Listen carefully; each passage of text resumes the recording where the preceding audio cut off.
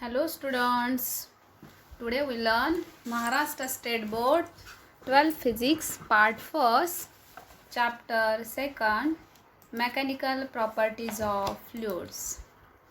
In previous video, we had studied the properties of fluid, term like pressure, absolute pressure, atmospheric pressure, gas pressure, and also derivation for the pressure due to liquid column, pressure below the liquid surface, pressure above the liquid surface. So in this video we use this equation. Now we'll learn the hydrostatic paradox. So what is meant by hydrostatic paradox? For that, let us see this figure. In this figure there are four vessels A, B, C and D. These four vessels are interconnected to each other. हे जे चार vessels आहेत ते एकमेकाला interconnect केलेले आहे. If we pour the liquid in one of these vessel, then it attains the same height. या diagram मध्ये जर आपण बघितलं, जर कुठल्याही वेसलच्या ओपनिंग मधून आपण जर लिक्विड फिल केलं तर त्यावेळेस ते लिक्विड काय करते, सेम हाईट अटेंड करते. So there is a puzzle and that puzzle was the hydrostatic paradox. One can feel that the pressure at the base of the vessel C. One can feel that the pressure at the base of the vessel C. C चा जो vessel आहे त्याच्या बेसला pressure आणि बी वेसलच्या बेसला असणारं pressure, ह्या दोघांचं comparison जर केलं तर pressure at the base of the vessel C is more than the pressure at the base of vessel B. But it never possible because in previous video we have studied the pressure equation for pressure due to liquid column. So let us consider this equation. P is equal to H raised. From this equation we can say that the pressure due to liquid column depends upon the height of the liquid column, density of the liquid and acceleration due to gravity. But here rho and g are constant. Therefore pressure depends upon the height of liquid column. So in each vessel the height is the same, that means pressure is same. तर काय होईल इथं बघा, pressure same का राहणार आहे, तर ह्या ठिकाणी जे काय ए व्हेसलमध्ये असणारे लिक्विडचे मॉलिक्युल्स त्यात ते प्रेशर अप्लाय करतील दुसऱ्या मॉलिक्युलचे, दुसऱ्याचं तिसऱ्यावरती, तसंच ते वॉलवरती सुद्धा काय करतील, प्रेशर ॲक्ट करतील. म्हणजे ह्या चारही व्हेसलमध्ये प्रत्येक जो काही मॉलिक्यूल आहे लिक्विडचा तो काय करेल, सेम प्रेशर एक्झर्ट करेल. So the pressure at a point depends only on the height of the liquid column above it and not depend upon the shape of the vessel. जे प्रेशर आहे ते height वरती depend आहे, तर ते not depend upon the shape of the vessel. Therefore the height of liquid column is same for all the vessels. ह्या जर diagram मध्ये आपण बघितलं तर हाईट ऑफ लिक्विड कॉलम काय त्या ठिकाणी सगळ्यासाठी सेम आहे. Therefore pressure of the liquid column in each vessel is the same and the system is in equilibrium. That means the liquid in the vessel C does not rise into the vessel B. इथं जे काही pressure आहे liquid कॉलमचं ते प्रत्येक वेसलमध्ये same आहे. याचाच अर्थ काय, बी मध्ये सी मधलं लिक्विड राईज होणार नाही. तर the shape of the vessel containing the liquid does not affect the pressure is known as hydrostatic paradox. तर वरच्या ह्याच्यावरून आपल्याला काय कन्क्लुजन काढता येईल, प्रत्येक वेसलचा शेप हा डिफरंट आहे पण हाईट सेम आहे, त्याच्यामुळे प्रेशर काय त्या ठिकाणी सेम आहे. म्हणजेच काय की प्रेशरला व्हेसलचा शेप अफेक्ट करत नाही आणि त्यालाच म्हणायचं आहे hydrostatic paradox. The shape of the vessel containing the liquid, shape of the vessel containing the liquid does not affect the pressure, प्रेशरला ते अफेक्ट करत नाही. That is known as hydrostatic paradox. Let us consider the another situation. Here in this diagram we see this diagram. The arrows indicate the forces exerted against the liquid by the walls of the vessel. इथे जे आपण arrow दाखवलेले आहेत ते काय indicate करतायत, तर जे लिक्विड मॉलिक्यूलने एक्झर्ट केलेला फोर्स आहे त्याच्या against wall of the vessel काय करते, एक फोर्स एक्झर्ट करते आणि तो आपण तिथे ॲरोने दाखवलेला आहे. तर इथं ह्या ठिकाणी हे जे काही by the Newton's third law लिक्विडचा मॉलिक्यूल जर ह्याच्यावरती एक प्रेशर फोर्स एक्झर्ट करत असेल तर वॉलचा मॉलिक्यूलसुद्धा काय करतो, त्याच्यावरती एक फोर्स एक्झर्ट करतो आहे. म्हणून हा वॉलच्या मॉलिक्यूलमुळं जो फोर्स एक्झर्ट होतो आहे तो आपण ॲरोच्या साहाय्याने दाखवला आहे. तर ह्या ठिकाणी जे लिक्विडचे मॉलिक्यूल आहेत ते फोर्स एक्झर्ट करत आहेत आणि वॉलचे मॉलिक्यूल्स आहेत ते सुद्धा फोर्स एक्झर्ट करत आहेत. तर these forces are perpendicular to the walls of the vessels at each point. प्रत्येक पॉईंटला हे फोर्सेस काय आहेत त्या ठिकाणी व्हेसलच्या वॉलला परपेंडिक्युलर आहेत. And these forces is resolve into vertical and horizontal component. हे दोन फोर्सेस व्हर्टिकल आणि होरिझॉन्टल कॉम्पोनंटमध्ये काय केलं आहे त्या ठिकाणी रिझॉल्व केलेलं आहे. हा जो कॉम्पोनंट आहे ह्याचा जर आपण कॉम्पोनंट बघितला तर हा ह्याचा होरिझॉन्टल कॉम्पोनंट अशा पद्धतीने आपल्याला ड्रॉ करता येईल. व्हर्टिकल कॉम्पोनंट अशा पद्धतीने काय करता येईल, ड्रॉ करता येईल.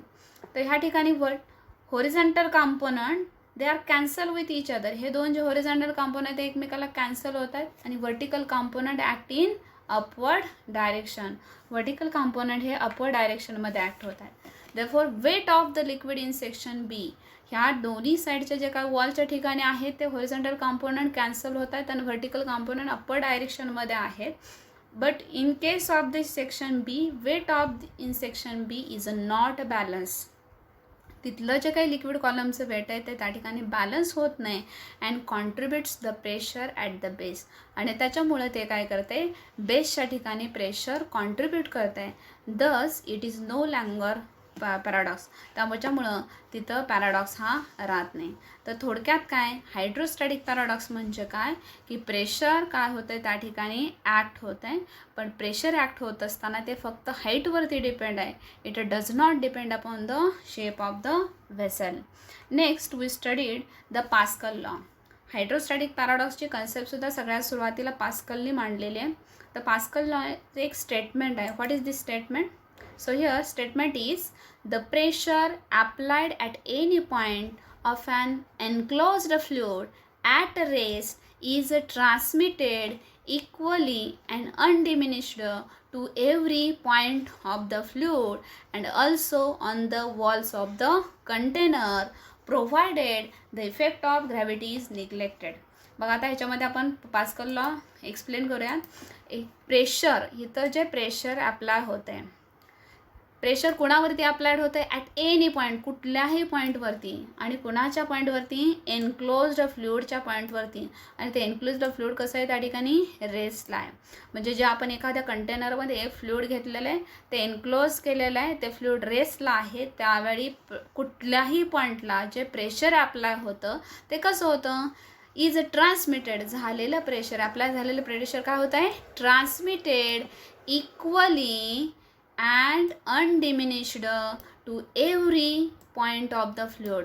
फ्लुइडच्या प्रत्येक पॉईंटला ते प्रेशर इक्वली आणि अनडिमिनिश्ड असं ट्रान्समिट होते. आता ह्या ठिकाणी इक्वली म्हणजे सगळीकडे सेम, म्हणजे एका पॉईंटला पी एवढं प्रेशर होत असेल तर दुसऱ्या पॉईंटला सुद्धा प्रेशर काय असेल, पीच असेल. अशा नंबर ऑफ पॉईंटला काय होईल त्या ठिकाणी प्रेशर सेम असेल. आणि अनडिमिनिश्ड म्हणजे प्रेशर हे त्या ठिकाणी चेंज न होणार असेल. अशा पद्धतीनं त्या ठिकाणी आहे. आणि त्याचबरोबर and also on the walls of the container, त्याचबरोबर जो कंटेनरची वॉल आहे त्याच्यावरती सुद्धा काय होतं आहे त्या ठिकाणी प्रेशर हे अप्लायड होतं आहे. ते सुद्धा होत असताना इक्वली अँड अनडिमिनिश्ड होतं आहे. This is all about the Pascal's law.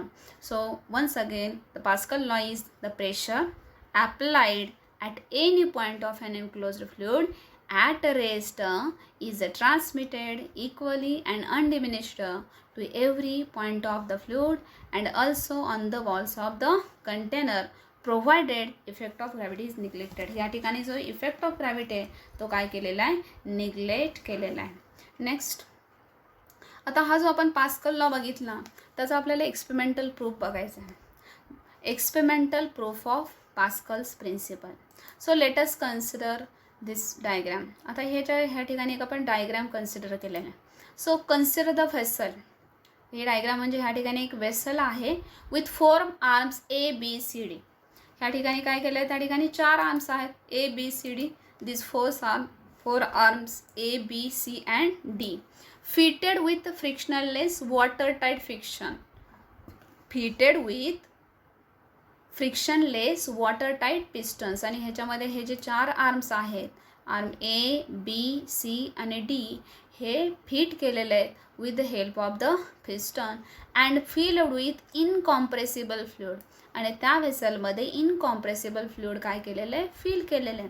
आता या ठिकाणी इनकॉम्प्रेसिबल फ्लुइड म्हणजे काय, की आपण त्याच्यावरती प्रेशर अप्लाय केल्यानंतर ते फ्लुइड जर कॉम्प्रेस होत नसेल तर त्या फ्लुइडला म्हणायचं इनकॉम्प्रेसिबल फ्लुइड. अशा पद्धतीने ही diagram. Then here let the area of cross section of A, B, C and D be A, 2A, 3A and A/2. म्हणजे प्रत्येक ह्याचा जो काही एरिया ऑफ क्रॉस सेक्शन आहे तो वेगवेगळा आहे. Aच्या ठिकाणी जो एरिया आहे तो स्मॉल a आहे, Bच्या ठिकाणी जो एरिया आहे तो 2A, Cच्या ठिकाणी एरिया आहे 3A आणि Dच्या ठिकाणी area A/2. If F is the force applied on the piston A. समजा पिस्टन ए वरती जर आपण काय केलेलं आहे, फोर्स अप्लाय केला. हा डायग्राममध्ये आपण फोर्स दाखवलेला, हा अशा पद्धतीनं फोर्स अप्लाय केलेला आहे इथं पिस्टन ए वरती. तर ते प्रेशर त्या ठिकाणी एक्झर्ट होईल. तर प्रेशर किती एक्झर्ट होईल, that is equal to P is equal to F divided by A by the formula of pressure. Formula of the प्रेशरनुसार काय, P बरोबर फोर्स अपॉन एरिया. तर एवढा प्रेशर काय होईल त्या ठिकाणी एक्झर्ट होईल. It is observe that other 3 pistons B, C and D move outward. आता ज्यावेळेस आपण काय करतोय, ए पिस्टनवरती फोर्स अप्लाय करतोय त्यावेळेस असं दिसून येतंय की त्या ठिकाणी त्या ए पिस्टनवरती ज्यावेळेस आपण फोर्स अप्लाय करतोय त्यावेळी B आणि C आणि D हे जे काही पिस्टन्स आहेत ते बाहेरच्या दिशेने ढकलले जात आहेत. तर we have to keep this pistons to this original position. Forces required are 2F, 3F and F/2. म्हणजे आपल्याला पुन्हा काय करायला आहे, B, C आणि D हे त्याच्या ओरिजिनल पोझिशनला आणायचे असतील तर त्यावेळेस आपल्याला किती फोर्स अप्लाय करावा लागेल, 2F, 3F and F/2 are the required forces applied on the piston. So let us find out the pressure at this 3 point. ह्या तिन्ही पॉईंटला आपण प्रेशर बघूया. बी पॉईंटला जर प्रेशर बघितला, similar formula, pressure is equal to force upon area जो आपण इथं वापरला आहे तो. सो फोर्स या ठिकाणी किती अप्लाय केलेला आहे, 2F एवढा फोर्स अप्लाय केला आहे. एरिया किती आहे त्या ठिकाणी 2 आहे. So pressure at B point is equal to 2F divided by 2. Here 2 get cancelled, so it remains F divided by A. So pressure at B point is F divided by A. Similarly, pressure at C point. In this figure, pressure at C point, so force at C point is 3F and area is 3A. So PC is equal to 3F divided by 3A. So here 3 get cancelled. So pressure at C point is equal to F divided by A. Again pressure at D point. D पॉईंटच्या ठिकाणी जर आपण pressure बघितलं तर ते आपल्याला अशा पद्धतीने मिळेल. तर डी पॉईंटला फोर्स आहे F/2, area A/2. So here half get cancel, so remaining is only F divided by A. If you see these 3 equations, pressure at B point is also F upon A, pressure at C point is also F upon A, and pressure at D point is also F upon A. That means If we apply pressure F upon A, then this pressure is transmitted equally and undiminished. म्हणजे जेवढं pressure आधी apply केलं होतं, apply करताना आपण pressure किती apply केलं होतं, F डिवायडेड बाय A, तेवढंच प्रेशर हे काय झालं त्या ठिकाणी प्रत्येक पॉईंटला आलं. म्हणजेच काय की PB is equal to PC is equal to PD is equal to P. This indicates that the pressure applied on the piston A is transmitted equally and undiminished. म्हणजे ह्या ठिकाणी एच्या ठिकाणी जे आपण प्रेशर अप्लाय केलेलं आहे ते कसं ट्रान्समिट झालेलं आहे, equally and undiminished to all parts of the fluid and the walls of the vessel. So this is all about the experimental proof of Pascal's principle. Next, applications of the Pascal's law. आत्ता आपण पास्कलचं principal पाहिलं, त्याचं statement पाहिलं, त्याचबरोबर त्याचा एक experimental प्रूफसुद्धा पाहिला. तर त्याचे ॲप्लिकेशन्स आहेत. There are 2 applications of Pascal's law. First one is hydraulic lift. आता ह्याच्यामध्ये हायड्रोलिक लिफ्ट म्हणजे काय करणार आपण, वजन आपल्याला जर काय करायचं असेल, उचलायचं असेल, लिफ्ट करायचं असेल, तर त्यावेळेस पास्कल्स लॉ कशा पद्धतीने हे तर यूज होतं. So hydraulic lift is used to lift a heavy object using a small force. So highlighting letters are to lift a heavy object using a small force.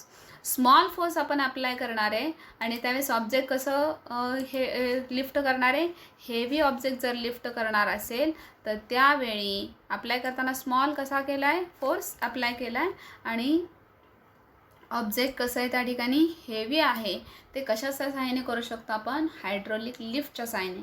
So hydraulic lift is used to lift a heavy object using a small force and the working of this machine is based on the Pascal's law. हे जे काही मशीनचं working आहे ते Pascal लॉवरती based आहे. Then let us consider the figure. ही आपण फिगर कन्सिडर केली.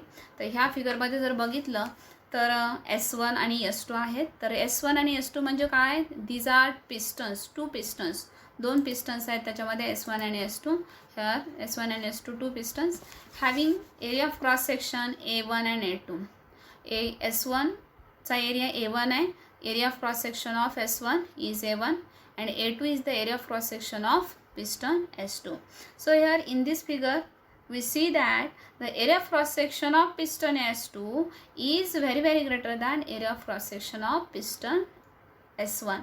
S1 पेक्षा S2 चा जो area of cross section आहे तो त्या ठिकाणी काय जास्त आहे. So next,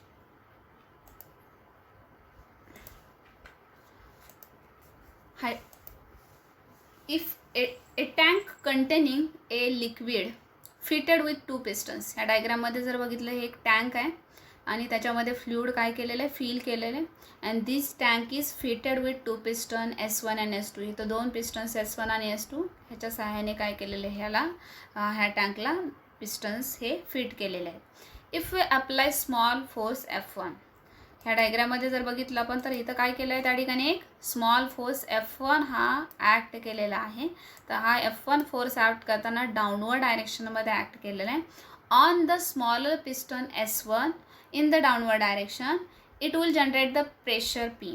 फोर्स अप्लाय केलं की तिथं प्रेशर हे जनरेट होणार आहे आणि हे जे प्रेशर जनरेट झालेलं आहे ते which will be transmitted undiminished and equally to the bigger piston S2. इथं जे प्रेशर तयार झालेलं आहे ते प्रेशर ह्या पिस्टन S2ला ट्रान्समिट होतं आहे. आता ह्या ठिकाणी इथं किती प्रेशर अप्लाय होतं आहे, तर प्रेशर काही ह्या ठिकाणी P1 is equal to F1 divided by A1. But here we consider the notation P1 is equal to P. Therefore P is equal to F1 divided by A1. एवढं pressure त्या ठिकाणी generate होईल. आता ह्या ठिकाणी प्रेशर जनरेट झाल्यानंतर हे pressure S2 ह्या पिस्टनला ट्रान्समिट होतं आहे आणि त्याच्यामुळं force will be exerted upward on the piston S2 is. S2 ह्या पिस्टन्सवरती काय होईल, त्या ठिकाणी एक फोर्स एक्झर्ट होईल. तो फोर्स किती आहे, so F2 is equal to P into A2. By the formula of pressure F2 is equal to P into A2. Here pressure is same. जेवढं S1 पिस्टनमुळे प्रेशर तयार होईल तेवढं सगळं S2 ह्या पिस्टनला जाईल.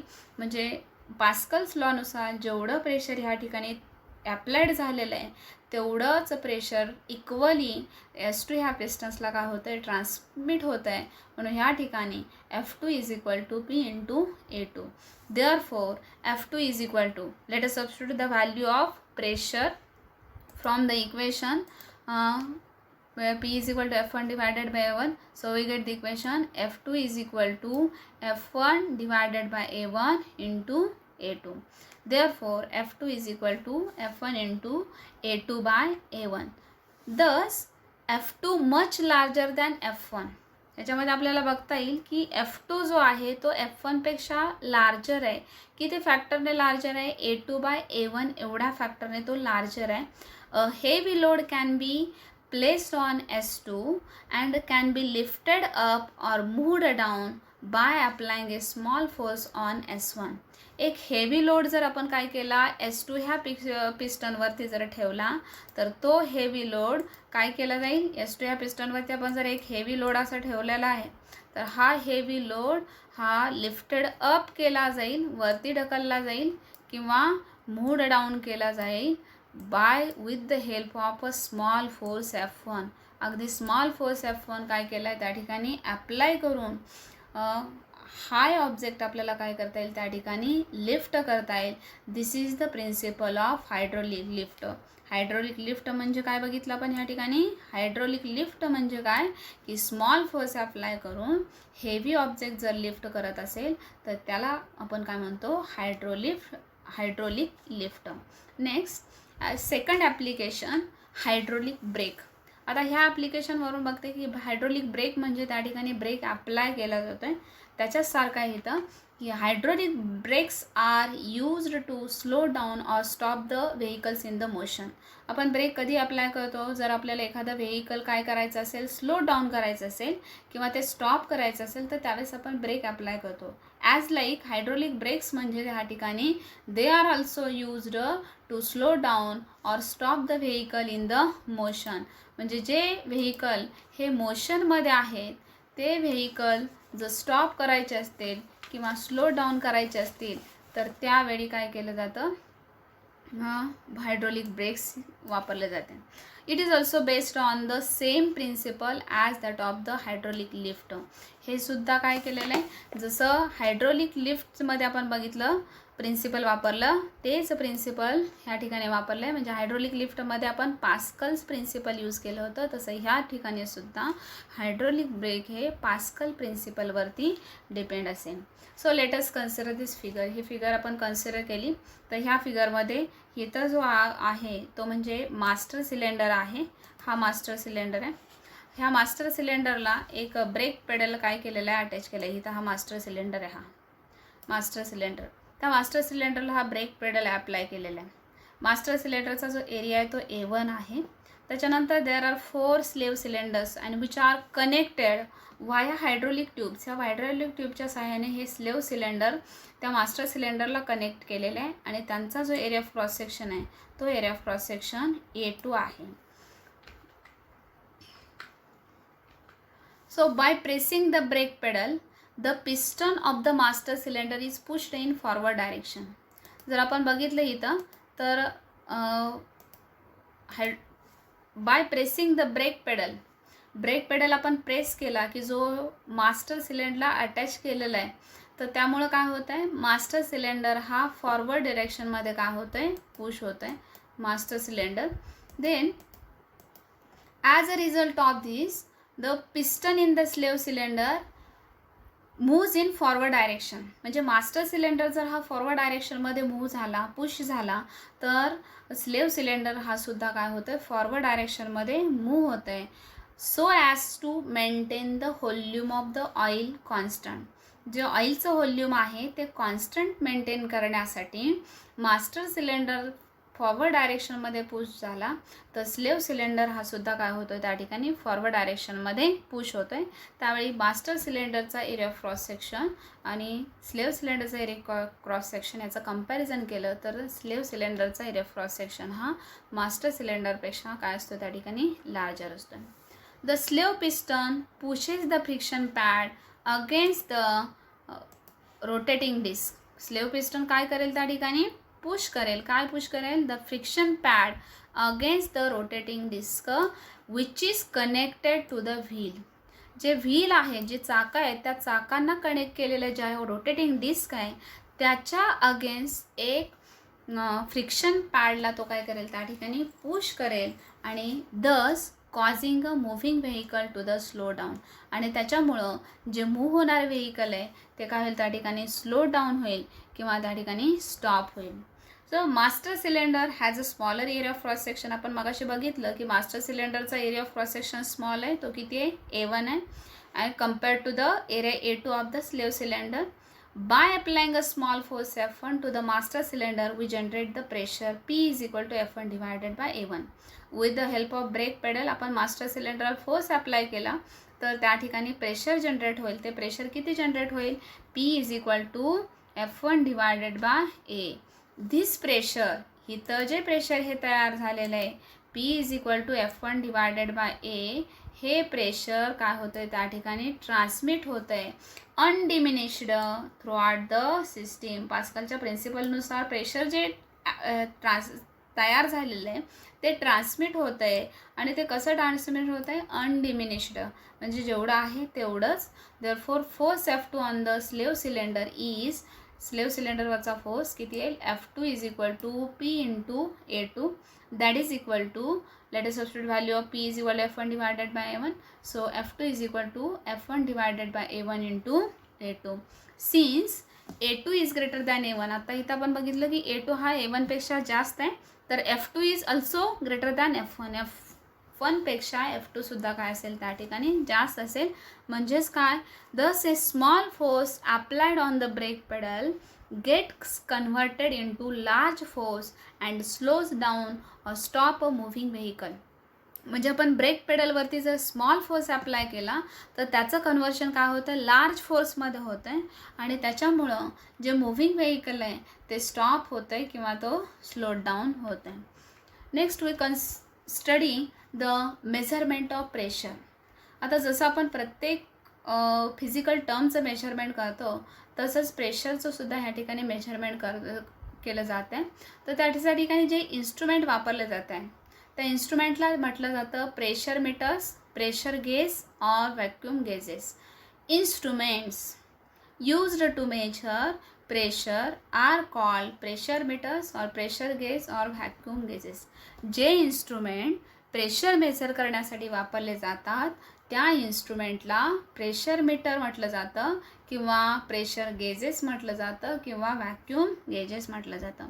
आता ह्या ठिकाणी दोन इन्स्ट्रुमेंट कॉमनली वापरले जातात. Two instruments commonly use to measure the pressure. Number 1 mercury barometer आणि नंबर 2 ओपन ट्यूब मॅनोमीटर. म्हणजे जर आपल्याला काय करायचं असेल, प्रेशर मेजर करायचं असेल तर त्या ठिकाणी आपल्याकडे दोन इन्स्ट्रुमेंट वापरले जातात. एक म्हणजे मर्क्युरी बॅरोमीटर आणि दुसरा open tube manometer. So let us study about the mercury barometer. आता ह्याच्या नावावरून आपल्याला लक्षात येईल की तो मर्क्युरी असेल त्याच्यामध्ये आणि त्यामुळे त्याला नाव दिलं आहे mercury barometer. So what is mean by barometer? Barometer means what? An instrument that measures atmospheric pressure is called a barometer. जे इन्स्ट्रुमेंट ॲटमॉस्फेरिक प्रेशर मेजर करतं त्या इन्स्ट्रुमेंटला म्हणायचं बॅरोमीटर. जे इन्स्ट्रुमेंट ॲटमॉस्फेरिक प्रेशर मेजर करतं त्या इन्स्ट्रुमेंटला बॅरोमीटर म्हणायचं. One of the first barometer was by Italian scientist Torricelli. सगळ्यात पहिलं जे बॅरोमीटर आहे ते इटालियन सायंटिस्ट टॉरेसेलीने इन्व्हेंट केलं. The barometer is in the form of glass tube completely filled with mercury and placed upside down in a small dish containing mercury. Let us see the diagram. आता ह्या डायग्राममध्ये जर आपण बघितलं तर barometer म्हणजे काय, इथं barometer is in the form of glass tube. Barometer हा एका ग्लास ट्यूबच्या फॉर्ममध्ये असतोय. तर इथं ह्या डायग्राममध्ये काय केलेले आहे, एक ग्लास ट्यूब दाखवलेली आहे. ही जी ग्लास ट्यूब आहे इथं ही ग्लास ट्यूब आहे. ही जी ग्लास ट्यूब आहे ह्या ठिकाणी दाखवलेली, ही ग्लास ट्यूब कशी आहे, कम्प्लिटली फिल्ड विथ मर्क्युरी. मर्क्युरीने भरलेली आहे त्याच्यामध्ये. टोटली जेवढी आपण ग्लास ट्यूब गेलेली completely filled with mercury and placed कशी ठेवलेली आहे, up side down in a small dish containing a mercury. एक स्मॉल डिश आहे की जी काय केलेलं आहे, ज्याच्यामध्ये काय मर्क्युरी आहे, ह्याच्यामध्ये ही ग्लास ट्यूब अपसाईड डाऊन केलेले आहे. तर ह्या डायग्राममध्ये जर बघितलं तर ही स्मॉल डिश आहे. ह्या स्मॉल डिशमध्ये एक मर्क्युरी फिल केलेला आहे आणि ही जी ट्यूब आहे ह्या ट्यूबमध्ये सुद्धा मर्क्युरी आहे आणि तो completely filled tube is placed upside down. A gap is created between the surface of mercury in the glass tube and the closed end of the glass tube. The gap does not contain any air and it is called Torricelli vacuum. It does contain the some mercury vapor. इथं ज्यावेळेस आपण काय upside down करतोय त्यावेळी इथं एक gap create होतोय. मर्क्युरीचा surface आणि ग्लास ट्यूब ह्याच्यामध्ये एक रिकामी स्पेस तयार होते. तर ती जी काही रिकामी स्पेस आहे, एम्प्टी स्पेस आहे, गॅप जो आहे त्याच्यामध्ये त्या ठिकाणी एअर नाही, म्हणून त्या गॅपला म्हटलेलं आहे टॉरिसेली व्हॅक्यूम. टॉरिसेली व्हॅक्यूम म्हणजे काय? व्हॅक्यूम म्हणजे काय? देअर इज नो एअर किंवा नो मॅटर, त्याला आपण व्हॅक्यूम, ह्याच्यापूर्वी आपण व्हॅक्यूम पहिल्या व्हिडिओमध्ये पाहिलेलं आहे. तर टॉरिसेली व्हॅक्यूम म्हणजे काय? The gap does not contain any air is called Torricelli vacuum. की ज्या गॅपमध्ये कुठली एअर नसणार आहे त्या गॅपला म्हणायचं आहे Torricelli vacuum. It does contain some mercury vapour. त्याच्यामध्ये एअर नसेल पण मर्क्युरीच्या काय असतील त्या ठिकाणी वेपर्स असतील, त्याला म्हणायचं Torricelli vacuum. So first point is a gap is created. आपण अपसाईड डाऊन केलेली आहे ट्यूब, त्यामुळे इथे एक गॅप तयार होईल आणि हा गॅप कुठं तयार होईल? ग्लास ट्यूब आणि मर्क्युरी सरफेस याच्यामध्ये हा गॅप तयार होईल. त्या गॅपमध्ये कुठलीही एअर नसेल म्हणून त्या गॅपला आपण म्हटलेलं आहे Torricelli vacuum. So here thus the pressure at the upper end of the mercury column inside the tube is 0, that is pressure at point A is 0. इथं जे अप्पर एंड आहे मर्क्युरी कॉलमचं, मर्क्युरी कॉलम इथपर्यंत आहे त्या ठिकाणी त्या पॉईंटला, म्हणजेच आपण ए हा पॉईंट त्या म्हटलं तर त्या पॉईंटला प्रेशर किती असेल? 0 असेल. म्हणजे त्या प्रेशर ॲट पॉईंट ए त्याला आपण P0 म्हटलं आहे तर ते किती असेल त्या ठिकाणी? 0 असेल. Consider a point C. त्याच्यानंतर इथे एक आपण डायग्राममध्ये सी पॉईंट दिसतोय बघा आपल्याला, तर तो सी पॉईंट आपण कन्सिडर केला आहे.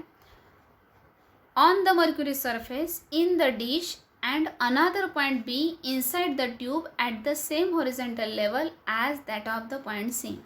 पॉईंट सी जो दाखवला आहे तो आपण मर्क्युरी लेवलला दाखवला आहे. त्याच लेवलला एक दुसरा पॉईंट बी कन्सिडर केलेला आहे, पण तो कुठं आहे त्या ठिकाणी? इनसाइड द ट्यूब आहे.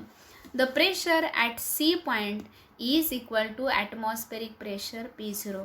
सी पॉईंटला असणारं जे काही प्रेशर आहे ते म्हणजे काय? ॲटमॉस्फेरिक प्रेशर, कारण तिथून वरती ॲटमॉस्फिअर आहे तर ते लेवलला असणारा जो पॉईंट आहे त्या ठिकाणी ॲटमॉस्फेरिक प्रेशर असेल.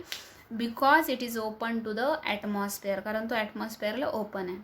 As the point B and C are at the same horizontal level, B आणि सी हे सेम हॉरिझॉन्टल लेवलला आहेत, त्याच्यामुळं pressure at point B is also equal to pressure at point C.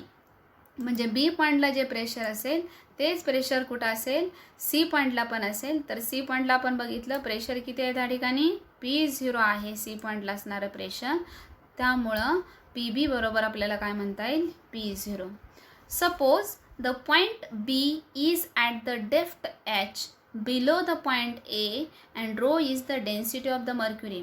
जर हा बी पॉईंट हा ए पासून H एवढ्या डेप्थला आहे, तर आपण डायग्राममध्ये बघितलं बी पॉईंट हा किती डेप्थवरती आहे? H एवढ्या डेप्थवरती आहे. इथे या एक वेळ डेनोट केलेले आपण H एवढ्या डेप्थवरती आहे आणि लिक्विडची त्या मर्क्युरीची डेन्सिटी ही रो असेल तर PB is equal to PA plus H rho g. This equation is studied in previous video. So PB is equal to PA plus H rho g. Here PA is equal to 0, pressure at A point is equal to 0 इथं आपण बघितलं. त्याच्यानंतर PB is equal to P0. So let us substitute this value in this equation. ह्या इक्वेशनमध्ये आपण value substitute केल्या. PBच्या जागी आपण P0 सबस्टिट्यूट केलं आणि PAच्या जागी जर आपण काय केलं? 0 सबस्टिट्यूट केलं, हे 0 होऊन जाईल तर राहील काय मग त्या ठिकाणी? P0 is equal to H rho g, where H is the length of the mercury column in the mercury barometer. तर अशा पद्धतीने मर्क्युरी बॅरोमीटरच्या सहाय्याने आपण प्रेशर काय करू शकतो आहे, फाइंड आउट करू शकतो आहे. मर्क्युरी बॅरोमीटर म्हणजे काय, it is an instrument which is measure the atmospheric pressure. ते ॲटमॉस्फेरिक प्रेशर मेजर करते. Second application open tube manometer. Let us see the diagram. ही डायग्राम आपण बघितली ओपन ट्यूब मॅनोमीटर. इथं जर बघितलं तर आपण ह्या डायग्राममध्ये यू शेप्ड एक ट्यूब आहे. ह्याच्यामध्ये ह्याला एक कंटेनर आहे, कंटेनर डी. तर manometer consist of U shaped tube partly filled with a low density liquid. मॅनोमीटरमध्ये काय ह्या ठिकाणी, ह्या इन्स्ट्रुमेंटला आपण मॅनोमीटर म्हणत आहे. तर ह्या ठिकाणी काय की यू आकाराची एक आहे ट्यूब आहे आणि त्या ट्यूबमध्ये काय फिल केलेलं आहे, लो डेन्सिटी लिक्विड. मग लो डेन्सिटी लिक्विड कुठले आहे त्या ठिकाणी, वॉटर और केरोसिन. आता हे लो डेन्सिटी लिक्विड कशासाठी त्याच्या ठिकाणी फिल केलेलं आहे, this helps in having a larger level difference between the level of the liquid in the two arms of the manometer. मॅनोमीटरच्या हा जो दोन आर्म आहे, या दोन आर्ममध्ये एक लेवल डिफरन्स राहतोय जर आपण काय केलं, लो डेन्सिटी लिक्विड फिल केलं यूट्यूबमध्ये तर त्यावेळी. So one arm of the manometer is open. डायग्राममध्ये जर बघितलं तर वन आर्म जो आहे मॅनोमीटरचा तो ओपन आहे टू द ॲटमॉस्फिअर, म्हणजे बाहेर सगळं आहे त्या ठिकाणी ॲटमॉस्फिअर आहे. And other arm is connected to the container D. ह्या ठिकाणी डी जो कंटेनर आहे, ह्या डी ह्या कंटेनरला दुसरा आर्म कनेक्ट केलेला आहे की ह्या डी ह्या कंटेनरमध्ये जे प्रेशर आहे ते प्रेशर काय करायचं आपल्याला, मेजर करायचं आहे. The pressure at A point A is the atmospheric pressure P0 because this arm is open to the atmosphere. ए पॉईंटला असणारं जे काही प्रेशर आहे ते काय त्या ठिकाणी P0 आहे, म्हणजे ॲटमॉस्फेरिक प्रेशर. तर ते ॲटमॉस्फेरिक प्रेशर P0 काय त्या ठिकाणी, कारण आर्म काय आहे त्या ठिकाणी, open to the atmosphere. We have to find the pressure at point C and which is exposed to the pressure of the gas in the container. कंटेनरमध्ये जो गॅस आहे त्याच्या प्रेशरमुळे एक्सपोज झालेला हा पॉईंट सी आहे, त्या पॉईंटला प्रेशर फाइंड आउट करायचं आहे. So let us consider the point B in the open arm of the manometer. मॅनोमीटरचा जो ओपन आर्म आहे त्या ओपन आर्ममध्ये एक आपण दुसरा पॉईंट कन्सिडर केला आहे. हा ओपन आर्ममध्ये पॉईंट कन्सिडर, हा जो पॉईंट आहे तो point B. And this point B is at the same level as that of the C. सीची जी लेवल आहे त्याच लेवलला आपण बी हा पॉईंट कन्सिडर केला आहे. That means the pressure at B point and pressure at C point are same because the height is same. Therefore P C is equal to P B. P C आणि P B ह्या ठिकाणी आपल्याला काय मिळतील, same मिळते. The pressure at point B is P B is equal to P0 plus H rho C. त्याच्यामुळं B पॉईंटला pressure किती येईल की pressure due to liquid column at the depth. ह्या इक्वेशनवरून जर आपण बघितलं तर पी बी बरोबर आपल्याला काय मिळेल, P0 plus H rho C. Here H is the height of the liquid column above the point B, rho is the density of the liquid and g is the acceleration due to gravity. According to Pascal's principle, the pressure at point C is same as at D. Pascal प्रिन्सिपलनुसार जर बघितलं आपण तर जे pressure apply केलं जातं तेवढंच pressure त्या ठिकाणी इक्वली ट्रान्समिट होतं. म्हणून ह्या ठिकाणी सी पॉईंटला जेवढं प्रेशर असेल तेवढंच प्रेशर काय असेल, डी पॉईंटला असेल. Therefore pressure P in the container is P is equal to P C. कंटेनरमध्ये किती प्रेशर असेल, पी बरोबर पी सी. कारण सगळ्यात सुरुवातीला आपण कंटेनरमधला जो गॅस आहे त्याचं प्रेशर पी कन्सिडर केलं आहे, म्हणून पी बरोबर काय त्या ठिकाणी पी सी असेल. By using equation 1 and 2. Equation 1 and 2 जर आपण बघितले तर इक्वेशन 1 अँड 2 वरून आपल्याला इक्वेशन लिहिता येईल P is equal to P0 plus H rho C. Equation 2मध्ये पी बी आहे, तर पी बी म्हणजेच काय पी सी आणि पी सी म्हणजे पी, म्हणून ह्याच्या जागी काय घेतलं आपण, पी घेतलेलं आहे. ह्याच्या जागी आपण काय घेतलेलं आहे, पी घेतलेलं आहे. त्याच्यानंतर P0 ॲज इट इज आहे, H rho G as it is आहे. So P is equal to P0 plus H rho G. as the manometer measures the gauge pressure of the gas in the container D, hence the gauge pressure in the container D is P minus P0 is equal to H rho g. याच्यामध्ये आपण P minus P0 बरोबर H rho g याच्यापूर्वी आपण एक concept बघितली आहे, the difference in the atmospheric pressure and the normal pressure यांच्यामधल्या डिफरन्सला आपण गेज प्रेशर म्हटलं होतं. तर इथं P minus P0 बरोबर H rho g. So from this we can calculate the pressure with the help of open tube manometer. So thank you students.